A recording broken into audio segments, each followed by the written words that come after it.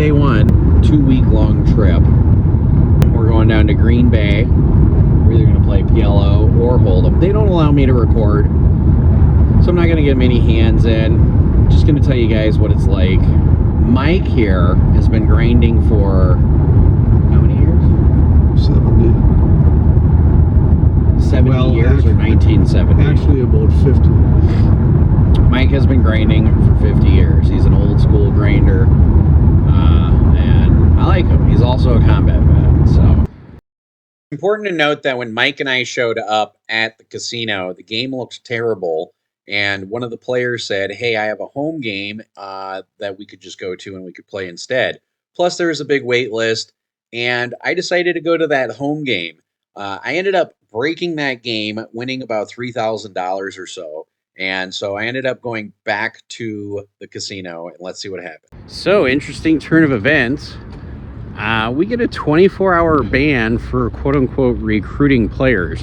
It's really kind of funny because I don't have a house game here in Wisconsin that I'm responsible for. But, you know, this is the difference when you have... apparently a supervisor made a decision about this 4 hours ago, and now they can't be reached. But I just tried to explain to him when Potawatomi was open, it was the reason why people would pass up Green Bay to continue to go to the Potawatomi poker room. So it's all right. It's still, literally, Green Bay is still one of the shittiest poker rooms I've ever experienced in my life. I'm not bitter about it, but it's just gonna lock in this win for my night and I'll play online. Like, what's the big fucking deal? Honestly, the action didn't look very good there anyways. The action will probably be better online.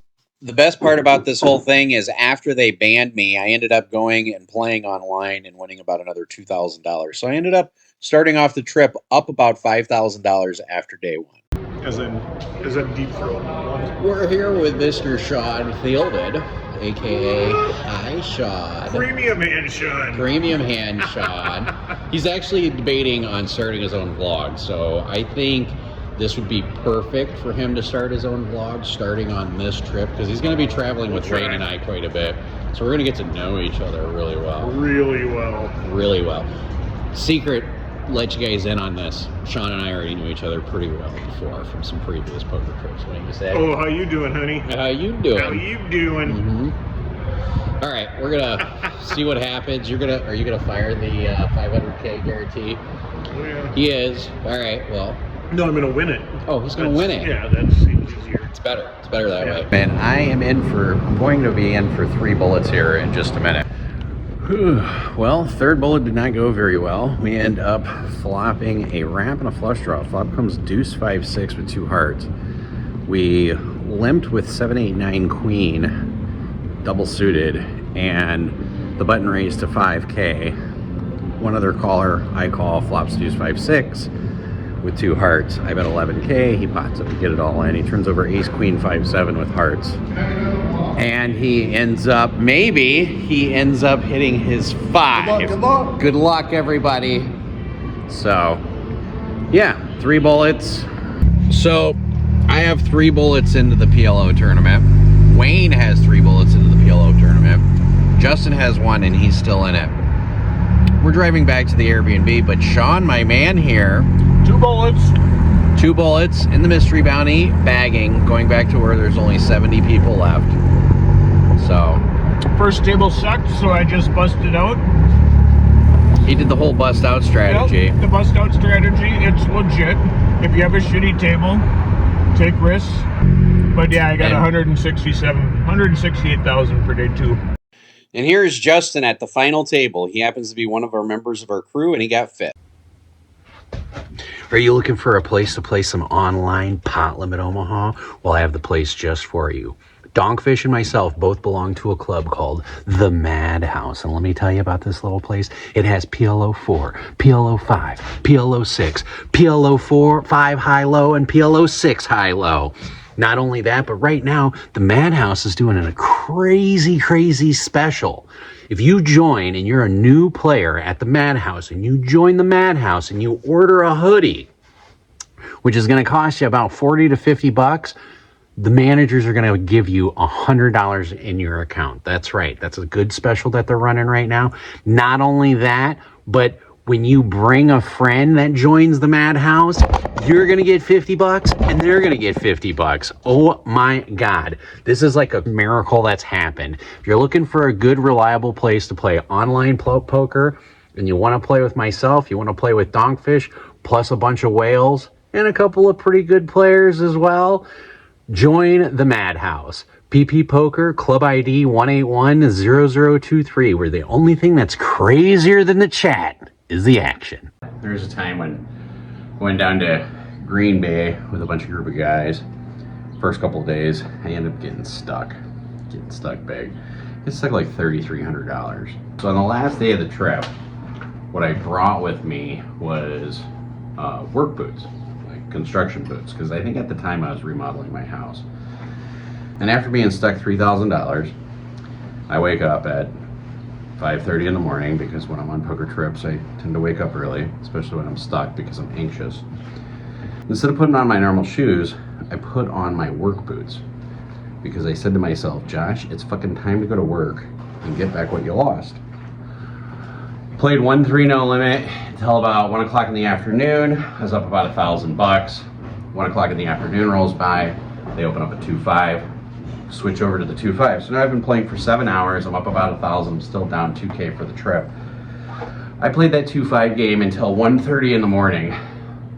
And at 1:30 in the morning, when I got unstuck, playing 2-5 no limit, I got unstuck and I was up $100. I stood up and I yelled across the room and I said, Daddy's unstuck, everybody. It's time to get lit. And I took $3,400 in front of me, and my friend, I consider him one of my first students, Jake, comes over and he's like, oh, you're unstuck? I said, yeah, man. I said, let's just take $200, have a fucking blast, and get really shit-faced on the 3-6 table. You should have seen the eyes of the 3-6 players when here somebody comes over with $3,000, sits down, and Jake, I think, had like $1,500 from the 1-3, and he sits down.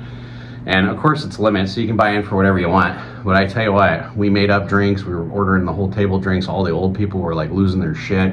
And I lost about $200, but it was one of the best times. The reason why I'm telling you that story is because first day of the trip in Green Bay, when total about $4,500 that day between online and live. And then I came here, lost. I was down 3,000 yesterday, ended up losing 2,500 yesterday. And the day before I lost about 800. So right now I'm down 3,300. So what I'm doing is I'm putting on my Robert Graham shirt, as you guys might know from my meetup games. And the reason why is because sometimes what you wear can change your mindset.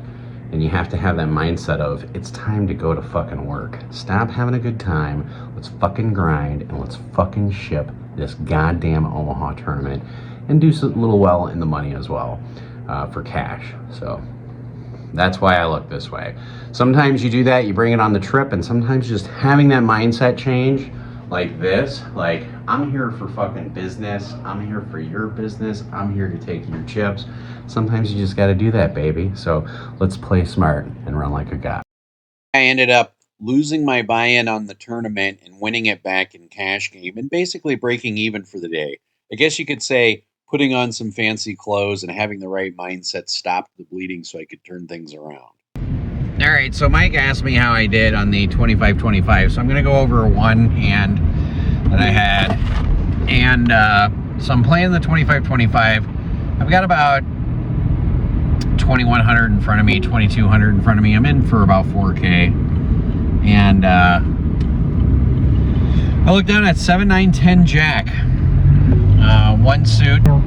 There's 2 limps to me, so I raise to 75. I get 5 callers. So 5 callers means that there's the flop comes 9 jack deuce, complete rainbow. Small blind bets out $200. He's a respectable player. I don't think he's doing that with anything less than some sort of 2 pair or some kind of draw. Like at this point, I'm thinking he's got 10 jack queen, 10 jack king. He could have 9 jack queen, or he could have, you know, a dangling deuce jack or deuce 9. The second player calls, And he's a player that has just been continuously getting lucky, and he is my target player. So when it gets to me, I decide to pot it for $13.50. Now, potting it for $13.50 there when I only have $7.50 behind, it should let everybody know that if they call $13.50, they might as well just get it in for $2,100, because I'm not going to go anywhere. Like, there's going to be over $3,000 in the pot, and with having $7.50 behind, I'm going to have a 0.25 to 1 SPR. So basically, I'm signifying there's not a turn card that I'm afraid of, nor is there a turn card that I'm going to fold on. Now, the first person who I put on possibly 2-pair or some kind of draw like 10-Jack Queen, like top pair with open-ended straight draw, he goes in the tank for a while, because if he has a hand like 10-Jack Queen or even like 10-Jack 7, you know, it's kind of a toss-up of whether or not you should call or fold. So he ends up folding, and the next guy goes in the tank for a solid minute and a half. And one guy says, now keep in mind, we're playing 25-25. You should never say anything at a table to influence action, but at the same time, it's a private game. Not only that, at a private game, when it's an invite-only game, you can't really say anything if somebody says anything, because then you're not going to be invited. You have to be like on your best behavior, which is one of the reasons why I showed a few big bluffs, even when I got caught, so I can be invited back to the game. But one of the guys says, hey man, he's a YouTuber. If you call him, his hand is going to be all over YouTube and you'll be famous. So the guy insta-calls, and he's got king, king, queen, X. He's just overpairing a gutter ball. Well, the turn comes in 8, and the river's a brick, and I turn over, you know, I had top 2 pair with a straight draw, you know, and I turn that over, and we end up scooping. So that's a big one. But it was just kind of funny, because in a normal situation, if it wasn't like a private game, saying something to influence the action is never cool. But in this private game, they kind of made it feel like they throw around $4,000, $5,000, $6,000, $8,000 here and there pretty frequently. And when you do get in these bigger games, that it does end up happening. So when that happens, it's kind of like if you're like a 1-2-5 player, it's like a $600 pot in a 1-2-5 game. It's not the end of the world, so you can't make that big of a deal. Yes, it's something you shouldn't do, but again, since I was a guest there and not a normal reg, I'm not going to say anything.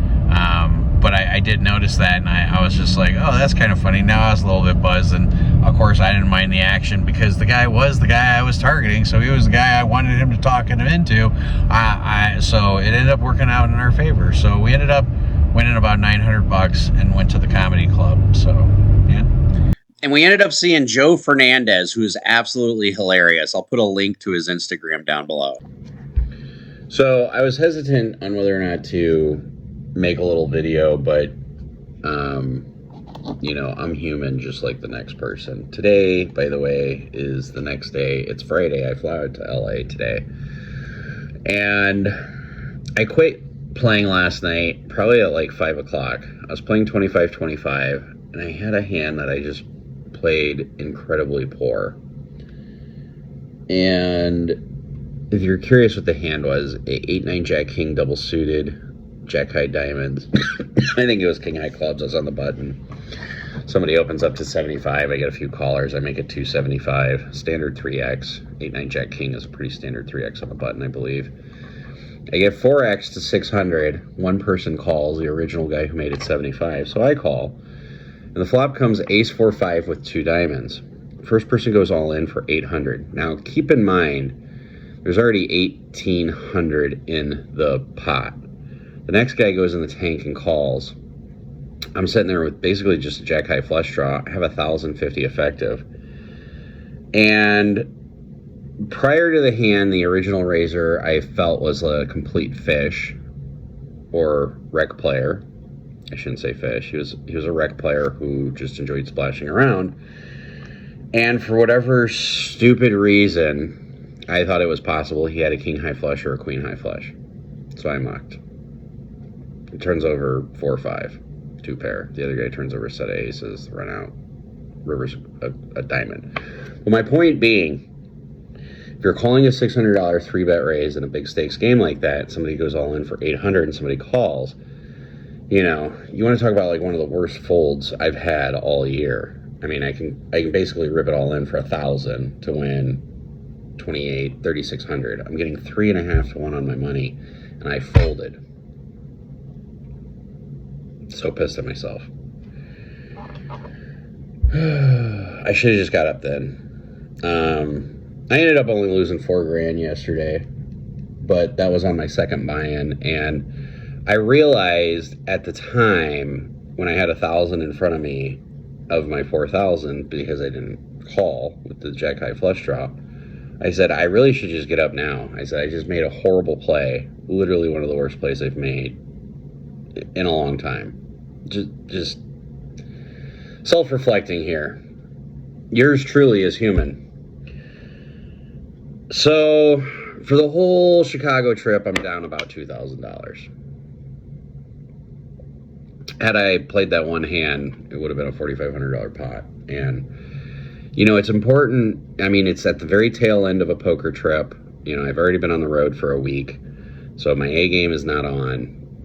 But after I lost the rest of the 1,000, I got up and left and said, I'm fucking playing bad. When you're playing bad in poker, you need to get up and leave.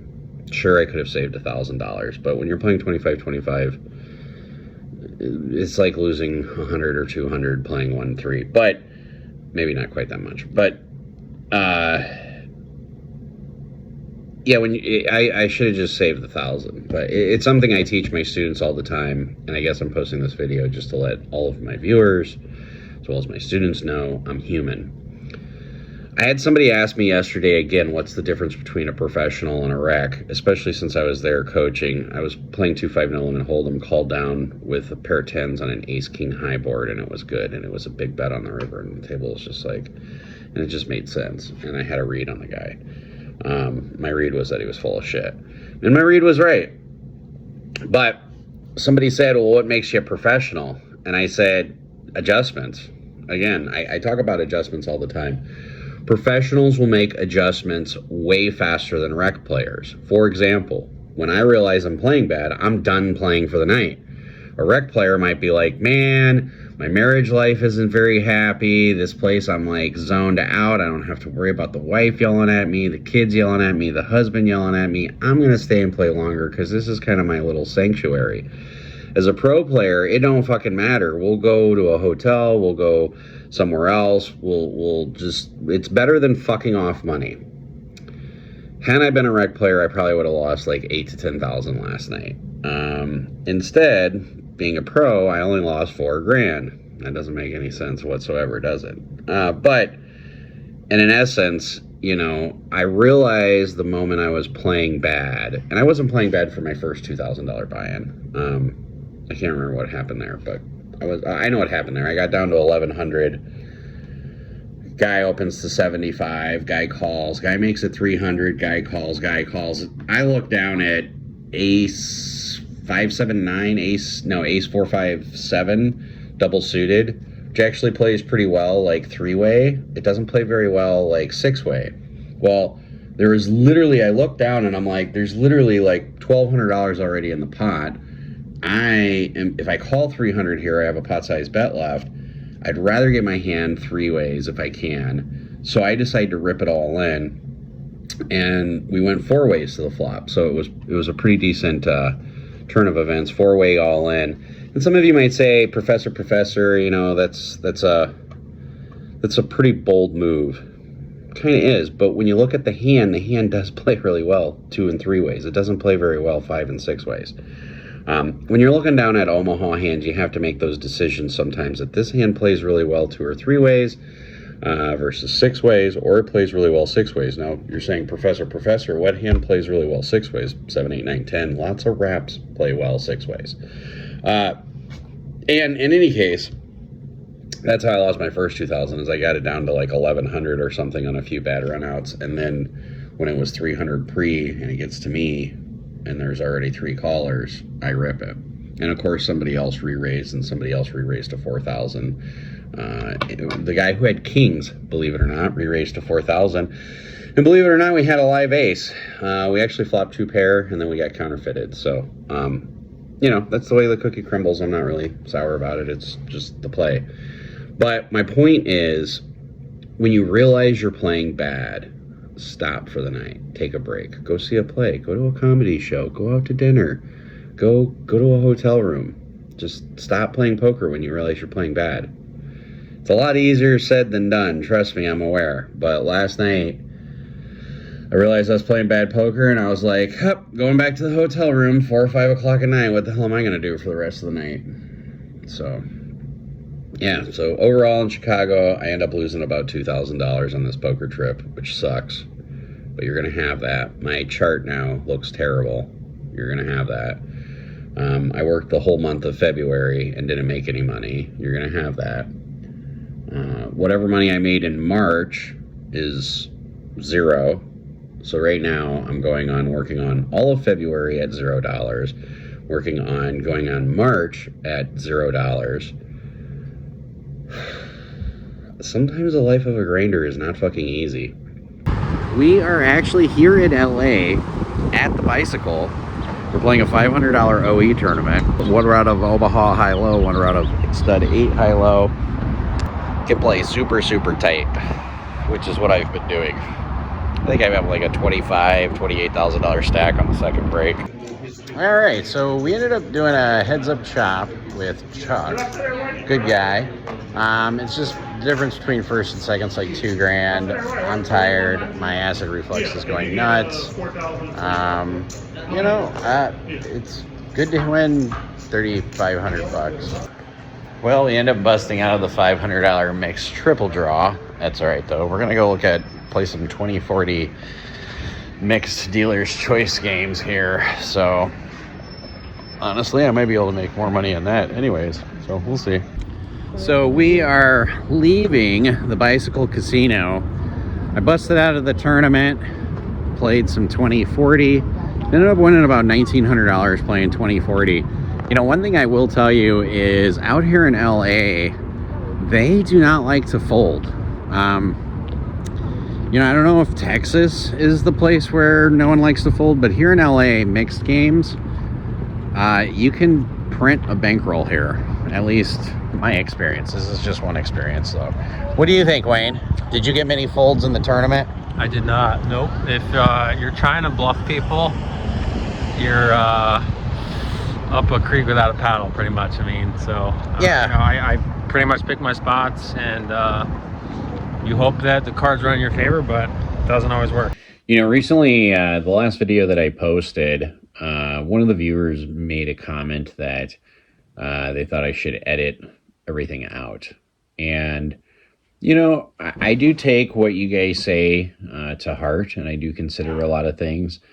And to be true to who I am and what this channel is about, which is pure, genuine, I think you make some very valid points, and I think I like your ideas of editing, but to be genuine to myself and to make sure all my viewers are aware that I too am in fact human, I think it's actually better to leave it up. You're right, I probably took it too far. I appreciate my viewer calling me out on that. You know, it gives me a moment to self-reflect. So, if anything, yeah, thanks. But yeah, this week's been pretty good for me. I was on a podcast last night. That was pretty good. I got to talk about the future of poker and 4-card poker. So I thought that was really interesting. Got to tell a couple of good stories. So I'll go ahead and put a link down below on the podcast that I was on, so you guys can hear me for about an hour and 40 minutes telling some stories and different things about myself. If you guys are wanting to listen to all of that, you can. It's pretty good stuff. Yeah, it's been a pretty good week. I had a huge pot that I ended up winning on Sunday. Won about a $9,000 pot online. If you guys want to see what the hand was, it was 6, 8, 9 with 2 hearts out there, and I got it all in with 7, 10, and then 4, 5 of hearts was my only heart blockers. There was somebody who had a set of 8s with a straight flush draw and the nut flush draw, and then there was somebody who had a set of 9s with a gut shot straight draw. And surprisingly, 710 only has 30% equity going 3 ways. So actually I was behind, But it came clean, running like 5 of diamonds, 4 of diamonds, to scoop a huge pot. And, you know, after the pot, Wayne asked me, he said, were you considering a fold? Because I went in the tank, what I was really tanking about is what kind of redraws my opponents could have that I'm that far behind. And I ultimately decided, because I had 2 hearts in my hand to block the free roll to hearts, ended up making the call. I think if I had 0 hearts in my hand, I probably end up making the fold. And I think if you look at the equity, if you have 0 hearts in your hand, I think my equity drops down to 26% 3-ways. And that's just a guess.